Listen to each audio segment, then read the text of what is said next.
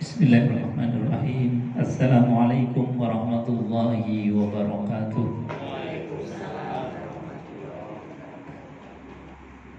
Bismillah, innal hamdalillah nahmaduhu wa nasta'inuhu wa nastaghfiruh wa na'udzu billahi min shururi anfusina wa sayyiati a'malina. May yahdihillahu fala mudilla lahu wa may yudlil fala hadiya lahu. Asyhadu an la ilaha illallah wa asyhadu anna Muhammadan 'abduhu wa rasuluh. Allahumma fassalli wa sallim ala sayyidina Muhammadin wa ala alihi wa sahbihi ajma'in. Rabbi israh li sadri wa yassir li amri wa hlul 'uqdatam min lisani yafqahu qawli. Amma ba'd. Qala Allah ta'ala fi kitabil karim wa huwa asdaqul qailin. A'udzu billahi samil 'alim minasy syaithanir rajim. Bismillahirrahmanirrahim. Ya ayyuhalladzina amanu taqullaha haqqa tuqatih wa la tamutunna illa wa antum muslimun. Sadaqallahul azim wa sadaqa rasuluhul karim wa nahnu ala dzalika minasyahidin walhamdulillahi rabbil alamin. Bapak Ibu hadirin jemaah yang dimuliakan Allah Subhanahu wa taala, alhamdulillah pagi hari ini kita bisa hadir di majelis ilmu, majelis yang mulia, majelis yang disifati oleh baginda Rasulullah SAW sebagai taman daripada tamannya surganya Allah. Mudah-mudahan kita betul-betul nanti dimasukkan ke dalam surganya Allah. Amin ya rabbal alamin.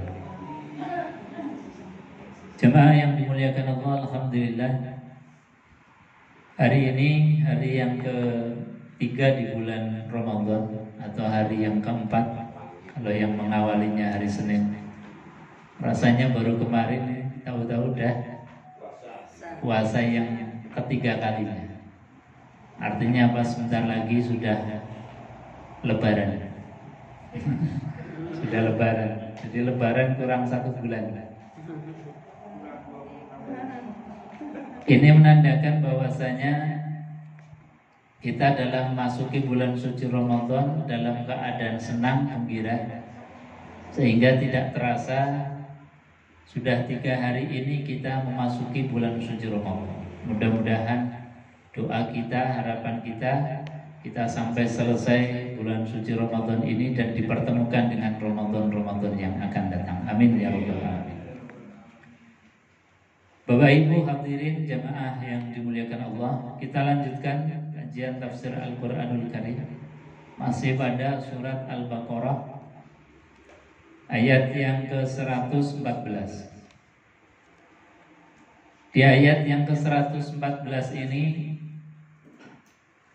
kita sebagai pengingat atas peristiwa masa lalu, juga sebagai barometer kita di dalam memandang masa depan, khususnya berkaitan dengan rumah Allah atau masjid-masjidnya Allah Subhanahu wa taala. Apalagi ini di bulan Ramadan, Syahrul Masajid, bulan masjid, bulan yang dimana di Ramadan ini menjadi ramai.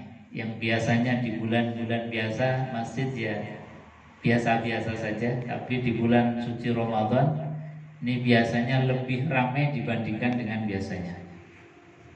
Oleh karenanya ini pas sebagai pengingat ayat ini disampaikan oleh Allah Subhanahu wa taala, ada sifat yang disematkan oleh Allah, yaitu kezoliman yang amat sangat besar, bahkan paling zolim.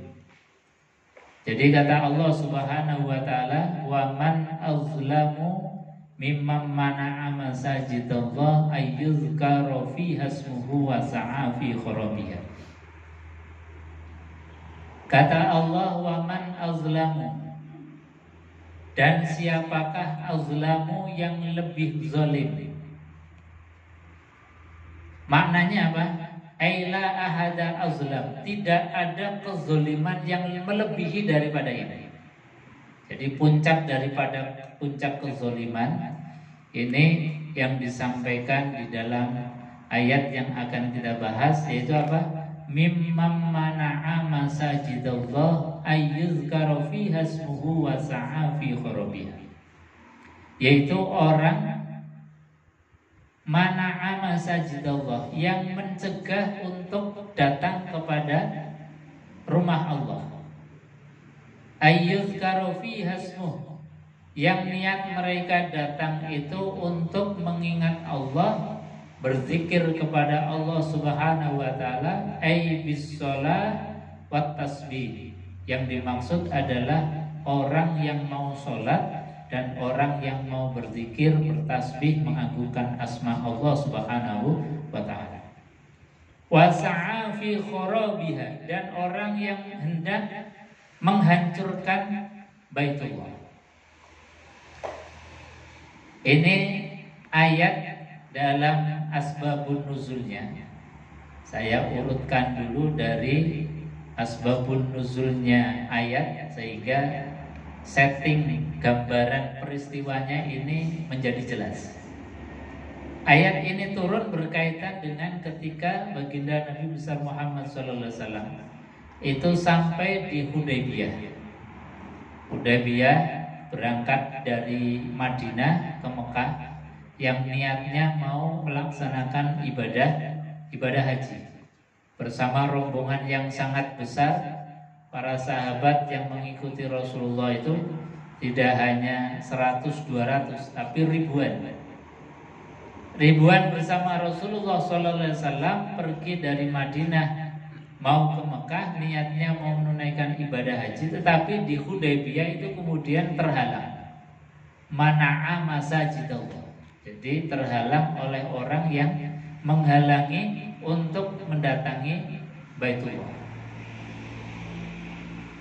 Maka orang yang seperti ini, ketika Nabi mau haji dihalang-halangi, ada orang mau sholat dihalang-halangi, tidak boleh ke masjid. Ini disifati oleh Allah Subhanahu wa taala bukan hanya zalim, tapi azlam. Azlam ini dalam bahasa Arabnya itu mempunyai makna yang superlatif, berlebih. Artinya apa? Betul-betul zalim orang yang mencegah orang lain untuk datang ke rumah Allah. Ini kontekstualnya dalam zaman Nabi Shallallahu Alaihi Wasallam ketika turun ayat ini adalah ketika Nabi Shallallahu Alaihi Wasallam mau menunaikan ibadah haji ke Baitullah, kemudian dihalang-halangi. Juga disebutkan di sini wasa'a fi kharabiha bil hadami aw ta'tili nazalat ikhbaru anir rum alladzi kharabu baitul muqaddas. Ayat ini juga berkaitan dengan ketika pasukan Romawi itu mau menghancurkan Baitul Maqdis. Jadi turunnya juga ini berkaitan dengan ketika Baitul Maqdis itu mau dihancurkan oleh orang-orang Romawi. Atau juga konteksnya ketika Ka'bah itu mau dihancurkan oleh tentara bergajah. Jadi memang konteks ayat ini turun, ada beberapa asbab, ada beberapa sebab turunnya atau sebab turunnya ayat ini. Makanya di sini diterangkan bahwasanya diantaranya adalah ketika pasukan Romawi ini mau menghancurkan Baitul Muqaddas, Baitul Maqdis. Au fil masyriqi lamma suddu Nabi sallallahu alaihi wasallam amul Hudaybiyah anil bait. Jadi termasuk ketika Nabi sallallahu alaihi wasallam ketika berada di Hudaybiyah kemudian terhalang oleh orang-orang kafir Mekah. Jamaah yang dimuliakan Allah Subhanahu wa taala. Nah, kalau kita tarik dalam konteks kekinian tentang bagaimana masjid yang seharusnya, yang ini tentu bahasan kita harus menjadi analisa kritik terhadap apapun yang sudah kita jalani. Sebab kalau nggak ada nilai kritisnya, itu tidak akan ada perbaikan untuk selanjutnya. Maka kita harus tahu dulu kira-kira idealisme masjid itu seperti apa, faktualnya masjid itu seperti apa, kemudian bagaimana caranya mendekatkan yang fakta menjadi ideal. Nah, kita harus dalam bahasanya manajemen itu harus mencari akar-akar permasalahan yang ada di dalam problem-problem kemasjidan kita. Jadi kita belanja masalah dulu kalau dalam bahasa manajemennya. Jadi belanja masalah, kemudian kalau sudah tahu tentang akarnya, problemnya, antara fakta yang belum sampai kepada idealisme, nah ini kemudian harus ada satu perubahan, satu sikap yang harus kita perubah. Dalam misalnya faktanya, ini sering kita dengar beberapa waktu yang lalu. Ada orang misalnya mau beribadah di masjid dihalang-halangi. Ada mau pengajian kemudian dihalang-halangi. Mau pengajian dibubarkan. Ini kan fakta sosial. Fakta sosialnya bahwa ketika ada aktivitas di masjid yang itu baik, apakah itu pengajian, apakah itu zikir, apakah itu ibadah, sholat dan lain sebagainya, ini seringkali masih kita dengar, masih kita jumpai ada penolakan, ada pengusiran, ada kemudian ketidaknyamanan di dalam kita berada di masjid. Nah, ini dalam faktanya.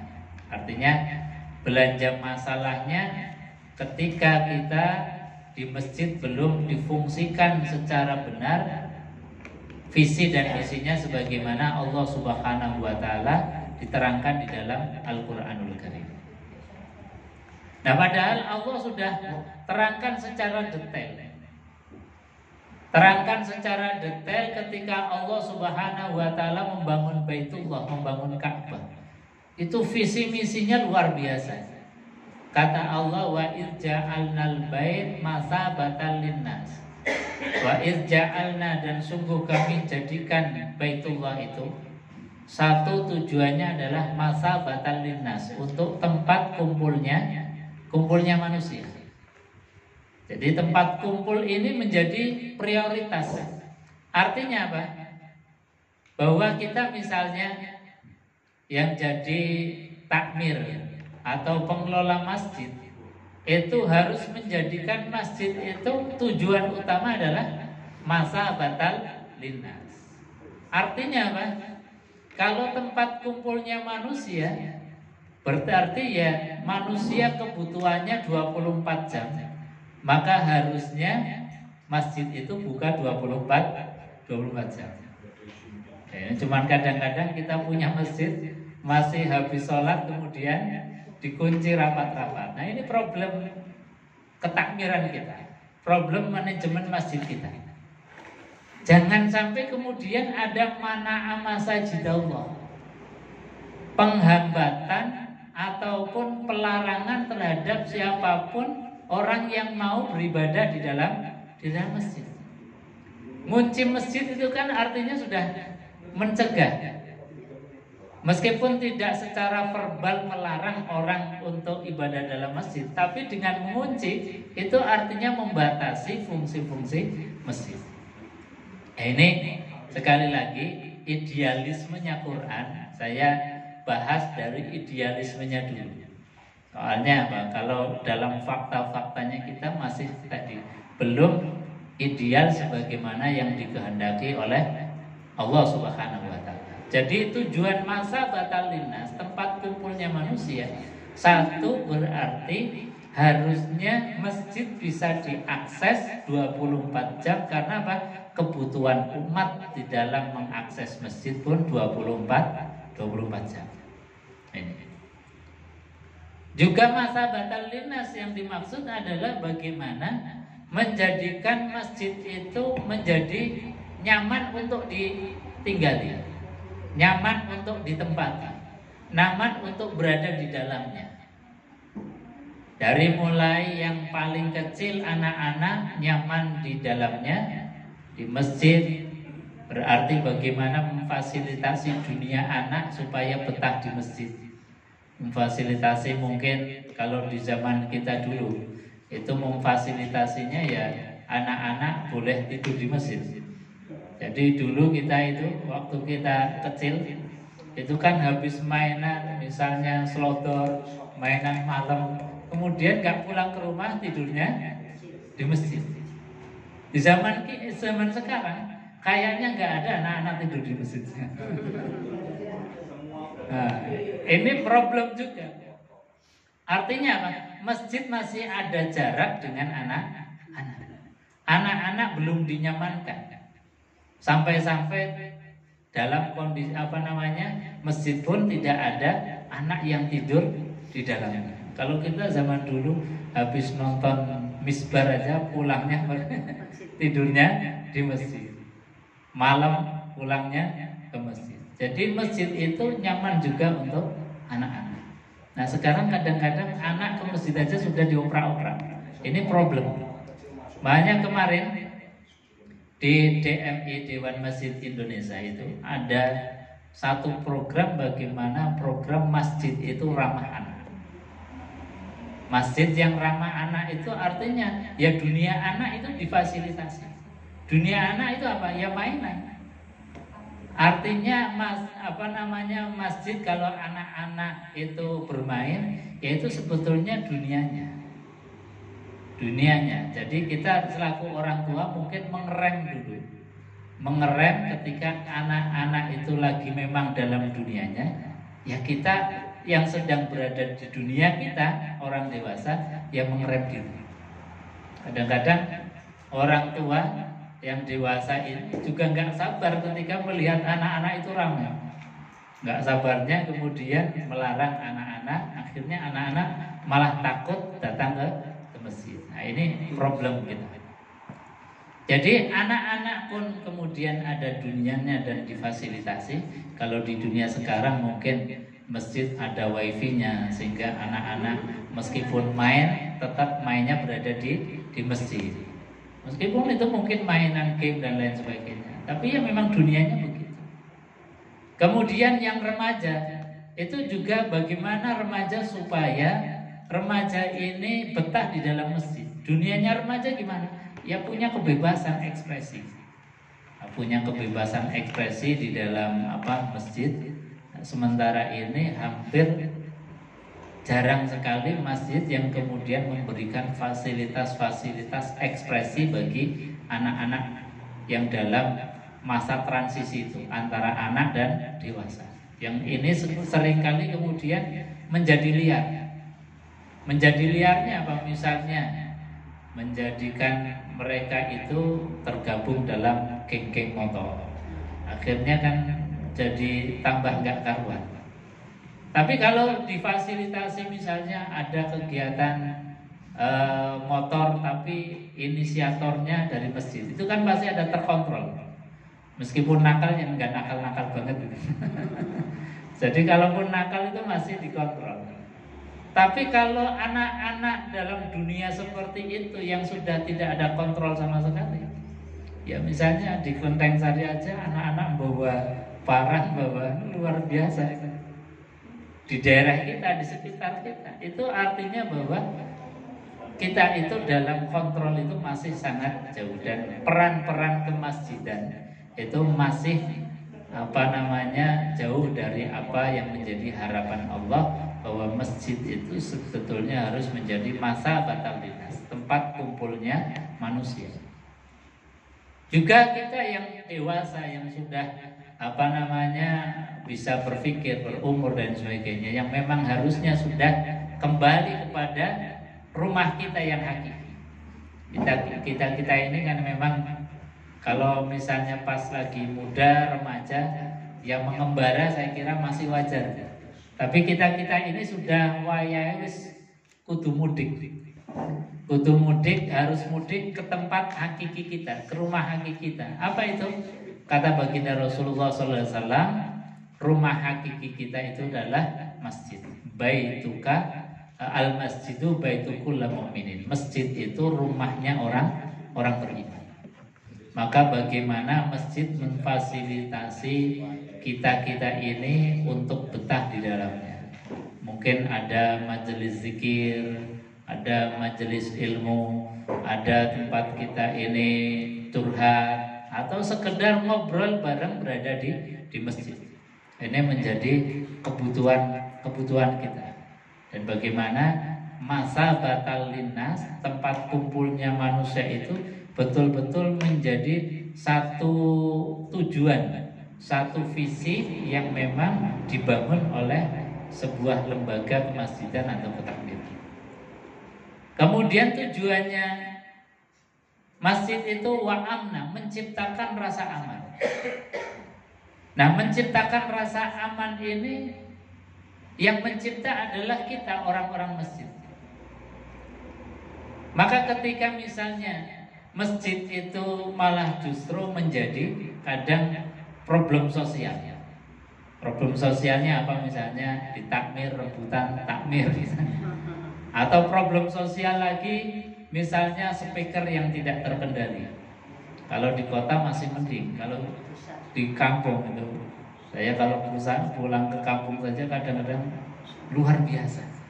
Gangguan suara itu dengan mengatasnamakan kebaikan, ini kadang-kadang nggak disadari bahwa itu sebetulnya bagian dari sesuatu yang kurang pas. Jadi mengelola speaker suara ini juga harus hati-hati. Masjid sebagai wa'amna tadi, menciptakan rasa aman. Jadi jangan jor-joran juga atas nama kebaikan, kemudian jor-joran. Ini juga harus dievaluasi, harus ada nilai kritiknya kita. Wong baginda Nabi besar Muhammad sallallahu alaihi wasallam itu bersabda, "Man kana yu'minu billahi wal yawmil akhir fala yu'zi jarahu." Orang yang beriman jangan nyakiti tetangga. Nah, tetangganya masjid jangan nyakiti kita masyarakat. Masjid kemudian atas nama Ramadan jor-joran suara misalnya. Ngaji atas nama kebaikan, speakernya sampai jam 12 malam misalnya. Ini kan perlu dievaluasi, ada kritik kita. Harus berani mengkritisi sesuatu yang sudah bisa berjalan. Iya betul itu baik, itu ngaji baik. Tapi kalau berlebihan menjadi tidak baik. Makanya kalau kita misalnya punya jadi takmir atau tetangga masjid, ya kritik-kritik itu harus terbuka adanya. Ya kalau kita mau nyetel pengajian, ya mungkin diperkirakan 5 menit sebelum azan sebagai petanda mau masuk azan, masih wajar karena kita masih komunitas muslim. Tapi kalau komunitas kita mungkin lebih heterogen, ada muslimnya, ada non muslimnya banyak, ya itu menjadi pengganggu bagi orang yang non muslim. Dan kita harus berani mengatakan seperti itu. Nabi Shallallahu Alaihi Wasallam itu zaman Bilal paling yang suara keluar itu adalah azannya saja. Nah ini yang kemudian tadi sekali lagi memang ini sudah menjadi tradisi, kebiasaan, budaya kita, tapi harus ada nilai kritisnya ketika kita misalnya di masyarakat sudah mulai masyarakat yang rumahnya berdempetan. Ketika kemudian misalnya pengajian atau suaranya keluar yang di luar kewajaran, ini harus menjadi kritik kita, harus ada perbaikan. Nah ini tujuan masjid menjadi masa batal linnas wa amna.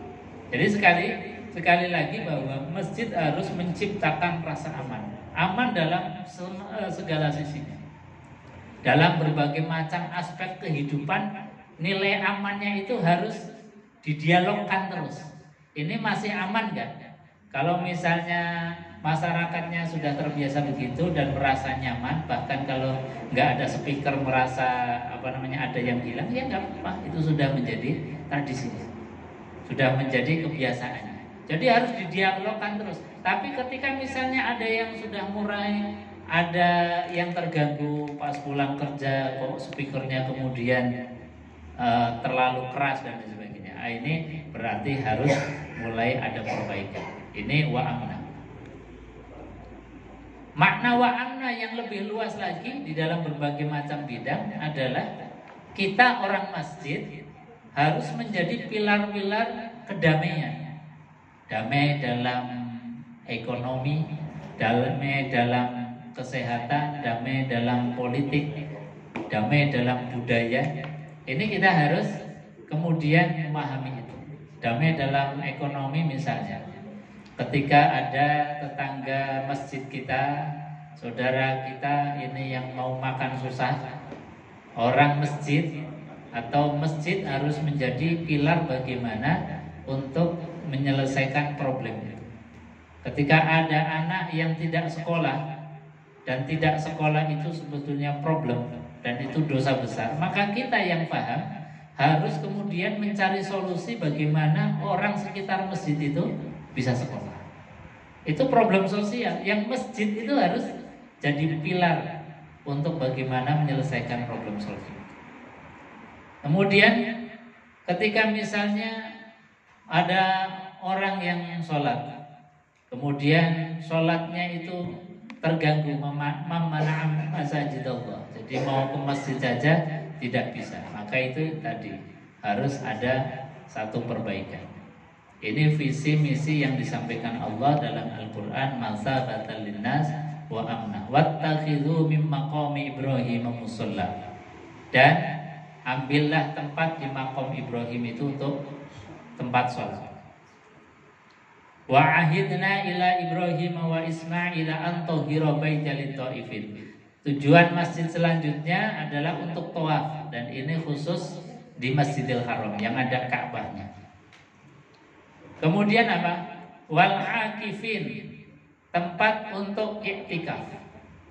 Nah, i'tikaf ini menjadi satu tujuan Allah Subhanahu wa taala. Orang datang ke masjid hanya untuk i'tikaf, duduk merenung, hanya berduaan dengan Allah Subhanahu wa taala, mengeluhkan problem hidupnya, mengadukan segala persoalannya hanya kepada Allah Subhanahu wa taala. Itu sarana i'tikaf yang Allah siapkan di masjid. Jadi ngadunya kepada Allah. Kita punya problem apa, datang ke masjid ngadu kepada Allah.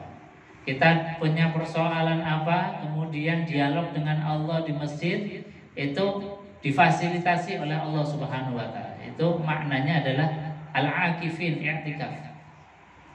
Sementara fasilitas ini, i'tikaf ini seringkali kita hanya pahami ketika Ramadan saja. Itu pun di 10 hari yang terakhir. Padahal tujuan i'tikaf yang menjadi fungsi masjid itu ya di 24 jam dalam hidup kita sehari. Selama itu juga masjid punya fungsi untuk i'tikaf. Makanya karena i'tikaf ini menjadi tujuan dan fungsi masjid, makanya mengakses masjid itu harusnya tadi 24 jam bisa diakses. Karena kebutuhan orang mau mencurahkan isi hatinya itu kan setiap orang beda-beda. Mungkin pas lagi jualan, kok pas jualannya sepi, tak tinggal dulu di masjid, tak minta kepada Allah, siang-siang datang ke masjid. Orang yang mungkin malam tidak bisa tidur, problemnya mungkin karena banyak sampai tidak bisa tidur. Akhirnya apa? Rindu ke masjid, datang ke masjid mengadukan problem hidupnya kepada Allah Subhanahu wa taala. Tapi kalau masjidnya dikunci kan nggak bisa mengadukan. Nah, ini tujuan masjid yaitu i'tikaf. Baru yang terakhir disebutkan warruka'is sujud, untuk rukuk dan sujud, untuk sholat berjamaah. Ini disebutkan di akhir. Jadi masjid itu untuk rukuk dan sujud, untuk sholat berjamaah, itu disebut Allah sebagai tujuan yang terakhir. Tapi kita bangun masjid kadang-kadang kebalik. Yang penting sholat jamaah, bar selesai masjid kemudian ditutup, dikunci rapat, lampunya dimatiin, bahkan gerbangnya dikunci. Nah, ini problem tentang kemasjidan kita. Jadi sekali lagi kita harus punya mindset ideal. Kemudian kita melihat faktual. Nah, ketika faktual kita ini seperti apa, harus didekatkan kepada idealisme yang seharusnya diinginkan oleh Allah ketika kita membangun masjid. Nah, ini. Jangan sampai kemudian kita masuk dalam kategori mana'a masajidallah ayyuzkara fiha ismuhu wa sa'a fi khurabiha. Orang yang mencegah datang orang lain datang ke masjid. Karena apa? Karena orang yang mencegah itu disifati sebagai man azlam, orang yang paling zalim. Jadi ini bukan hal yang remeh, tapi ini satu peringatan keras dari Allah Subhanahu wa taala. Makanya seperti misal kami yang diamanai di Masjid Al-Azhar, dulu ketika mau bikin gerbang depan itu saya juga sempat menolak. Karena apa? Melihat dari fungsi masjid, kalau ada gerbang ini pasti akan ada hambatan orang mengakses masjid. Tapi dilihat dari kebutuhannya juga ternyata butuh. Karena dalam faktanya misalnya ketika ada beberapa kejadian, ada laki-laki perempuan sampai malam di halaman masjid, itu kan juga problem yang harus diselesaikan. Ketika misalnya kotak amal tahu-tahu di tanah kosong digondol orang, itu kan juga problem. Jadi antara problem-problem sosial dan idealisme ini memang harus disinkronkan. Minimal ya jangan terlalu jauh lah antara fakta dan idealisme. Makanya alhamdulillah meskipun ada gerbang, ya saya sarankan pada satpam, Mbok Yoho nggak usah dikunci, cukup ditutup saja. Sehingga ketika ada orang jemaah mau mengakses, apakah misalnya lewat jalan pengen pipis, hanya sekedar pipis saja, itu kan bagian dari kita menolong orang.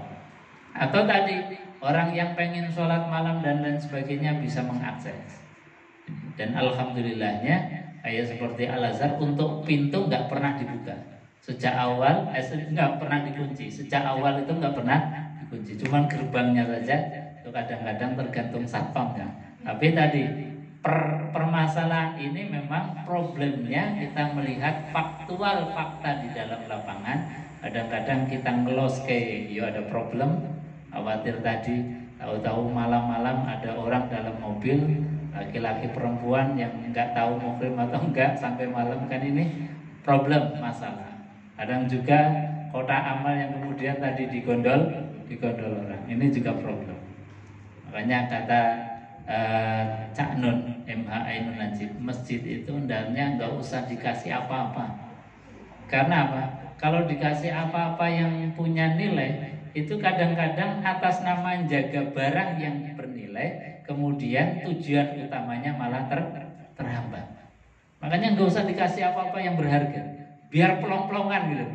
Kalaupun misalnya dikasih, ya konsekuensinya harus punya penjaga. Jangan kemudian atas nama ada barang yang mahal yang harus dijaga sampai tujuan utama yaitu masabatan linnas kemudian menjadi terhalang. Nah, ini mindset kita selaku kaum muslimin, orang-orang masjid, atau lebih-lebih kita yang diamanai mengelola masjid ini betul-betul harus mendekatkan antara fakta dengan idealisme yang diharapkan oleh Al-Quran. Bapak Ibu hadirin jamaah yang dimuliakan Allah Subhanahu wa taala. Itu dulu mungkin sebelum kami lanjutkan, ada yang mau ditanyakan atau ditambahkan?